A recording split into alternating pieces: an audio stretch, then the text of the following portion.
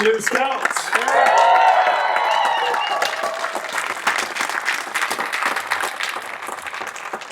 You know, it is such an honor, absolute honor to be here. Absolute honor to reintroduce these vehicles to all of you today. You know, everyone wonders, why is this so special? You know, why does this mean so much? Earlier today, I had the pleasure of meeting Donna Bloom out front, and her dad, Ted, was one of the original designers, and she was very emotional about being here, very emotional about what we're doing, and that is why we do it. Because being a startup is one thing, but being a startup with a rich and storied history and heritage is simply amazing. And it doesn't exist anywhere else in the industry. But I would like to introduce to you all the Traveler and the Terra, our new Scouts.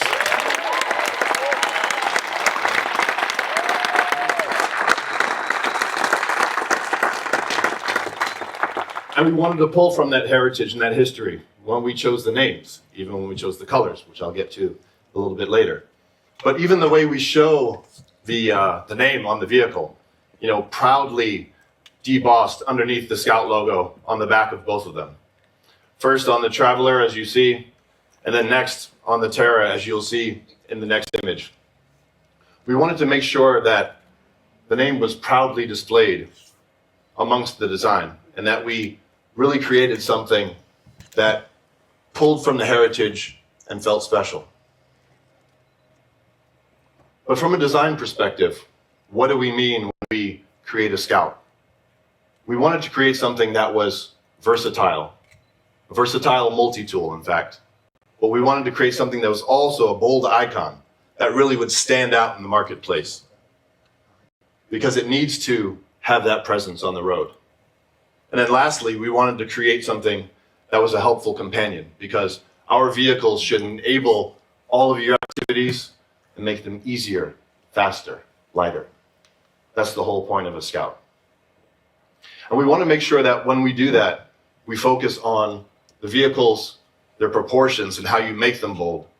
And you start out with our iconic proportions, where all of the weight is shifted to the rear, long dash to axle, very short front overhang, and it really stands out and it makes a bold impression. But moving from the side to the front, you then also see that you have these beautiful broad shoulders and that stance, the wheels out at the corners with the ground clearance really at the forefront of that presence. And after we look at the proportion, we want to think about how we treat the graphics on the vehicles. So the first thing you'll notice is that DLO graphic, daylight opening. It's a designer term that we use. But that daylight opening is very reminiscent of the Scout 2. And we wanted to make sure we captured that.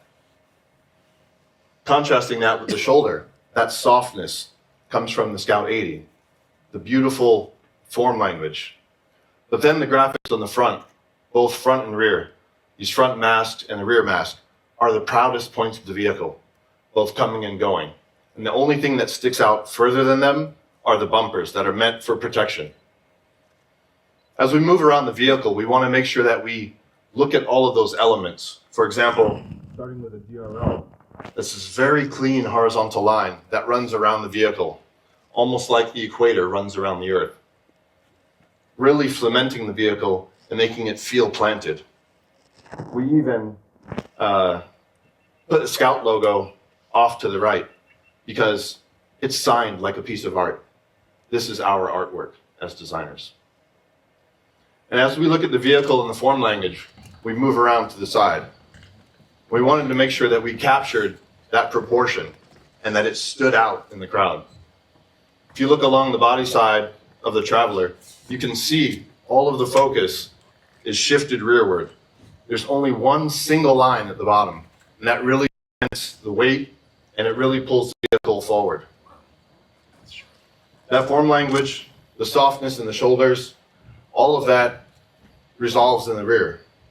In the rear of the vehicle, we have another mast. It's another proud moment where we have the spare tire carrier as well. And you can see from the execution of the spare tire carrier it's beautifully integrated into that mast shape so that the graphic is undisturbed.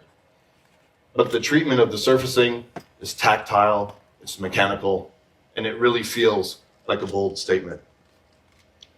If you move from the Traveler over to the Terra, what you'll see on the back of the pickup truck is that we created a similar statement, but a little bolder. The ghost lighting that we have on the rear is really direct, as opposed to on the Traveler where it's indirect. And so it has a bold stance, a presence to it, like a truck should have. It should feel tough, robust, usable. And as we rotate around to the side of the pickup truck, you'll notice also there's some really cool things that we did. The form language, of course, is the same. It's got that soft, broad shoulder, but another little nod to the Scout 80. This little flick here on the back of the pickup truck bed that most people that don't know the Scout 80 wouldn't know where that came from, but we love it.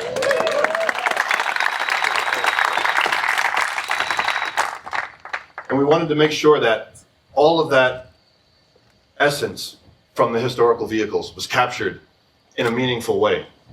And as you resolve back to the front end, you can see the difference between the two.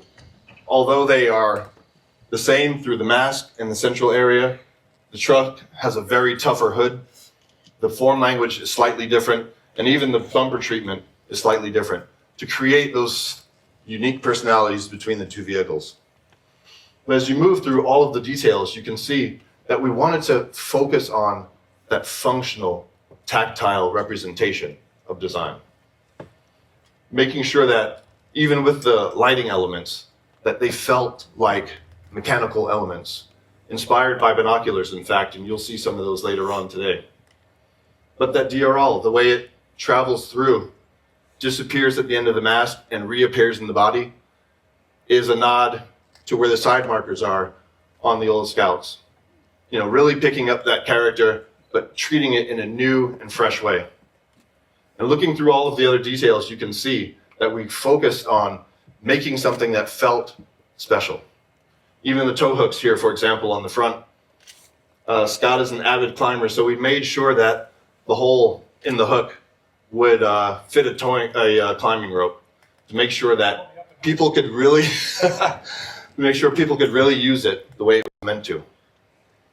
And even going over the rest of the vehicle, for example, the clamps on the hood allows you to tie down items if you have them on the hood or on the roof. It allows you to really carry the goods you want to, when you want to, and do the things that you need to.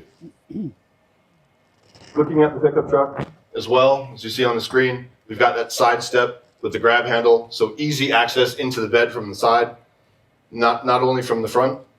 And we wanted to make sure that we treated the truck like a true truck. So you see the separation in the bed, body on frame, tough, badass, and ready for action.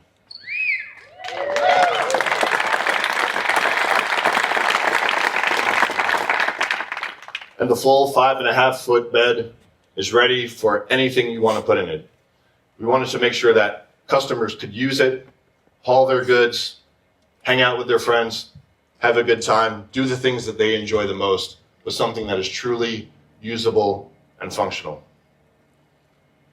Now, stepping away from the exterior for a minute, put your attention to the screens.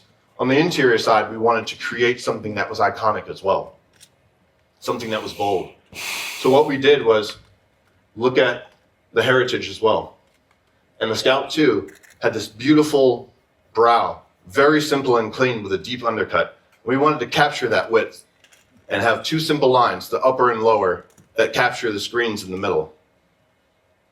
And then that deep undercut that you see from the Scout 2, we captured it, and we allowed ourselves to take it to another level by having that grab bar at the bottom area, which allows you to grab on when you're off-roading or stand an iPad up in there or whatever you want to use it for.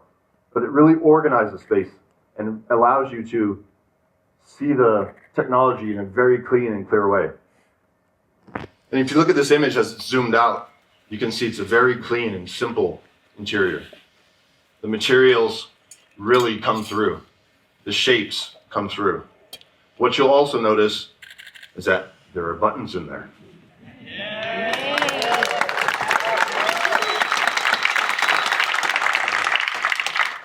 Why do we put buttons in there?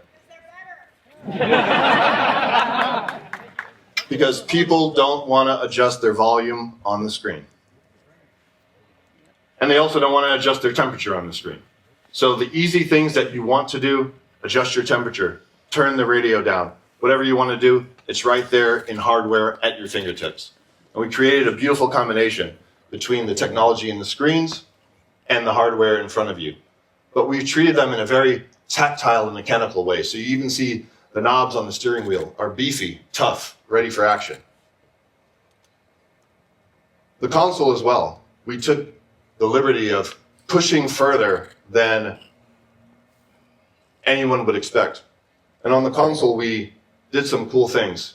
We created a multi-tool, and we have storage in there that is unlike other vehicles. You can see in this image, the mat in the top has a little nod to plaid in it, actually. So the rubber is actually fashioned in the shape of plaid. And so it's kind of a reimagining our heritage.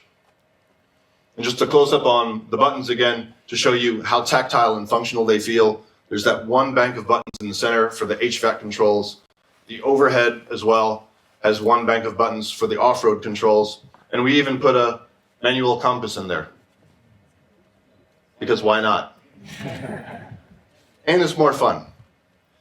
We wanted to make sure that we push the limits of how the vehicle is used, even having a pull-out tray on the instrument panel just below the bar, where you can keep your cool Scout binoculars if you want, or your laptop, or whatever it is, when you're sitting, enjoying your family off to the side. And then looking at the rest of the space and how we explore that, how we create that versatile multi-tool. The console having multi-tiered storage, smaller tray on top, bigger tray at the bottom, a refrigerated cool box, double wireless chargers, and more. And if you decide that you don't want to have a console, but you want to have one more of your friends, we've got two distinct personalities. So in the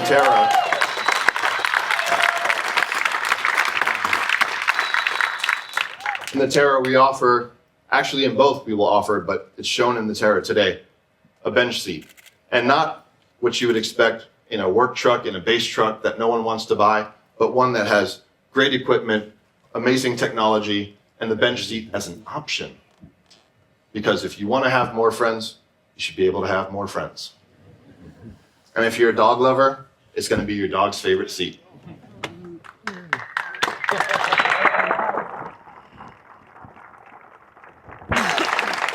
In this other image, you get a very good overview of the Terra interior, where we've really captured some cool things. Even in the bench seat, we have the perforation in there, creating a plaid pattern. So we're not doing it in the obvious ways that one would expect, but we're doing it in cool, clever, modern ways.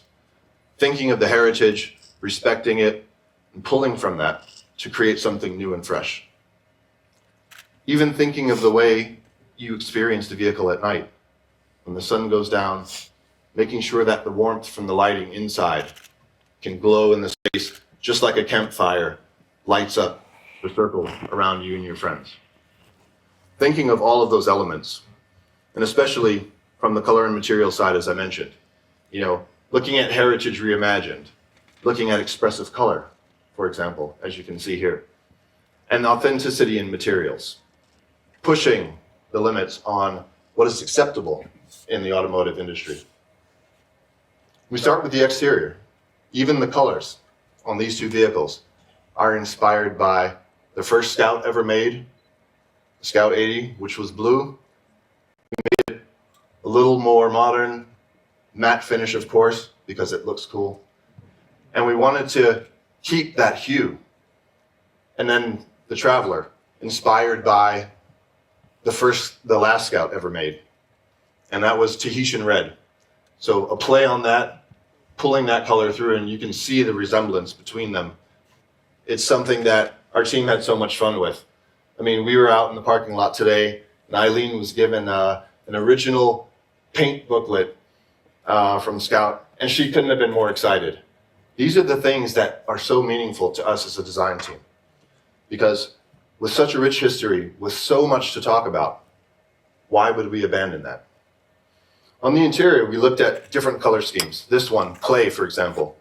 It plays with this rich leather that is worn, has natural scars and nicks in it, but we're embracing that, for higher utilization and character within the vehicle.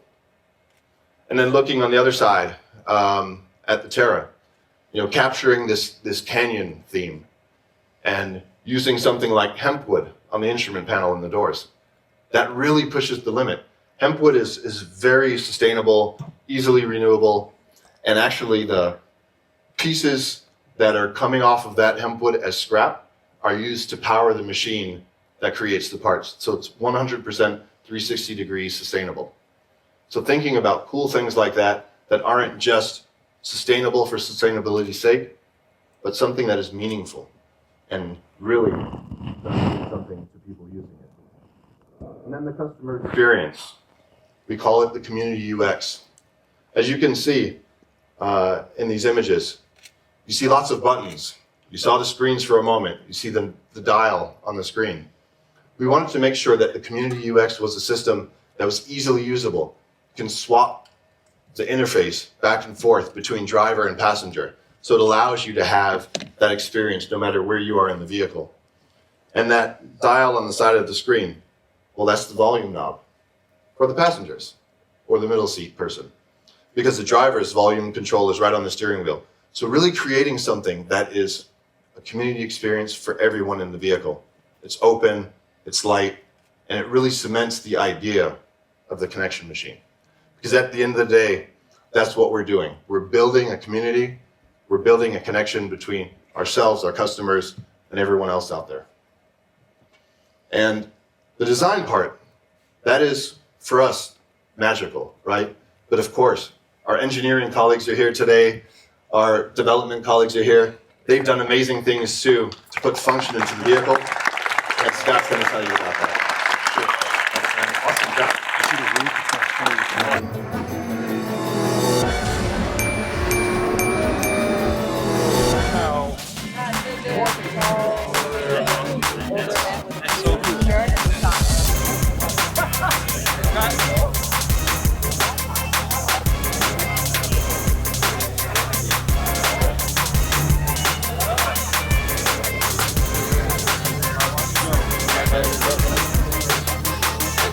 Excuse me.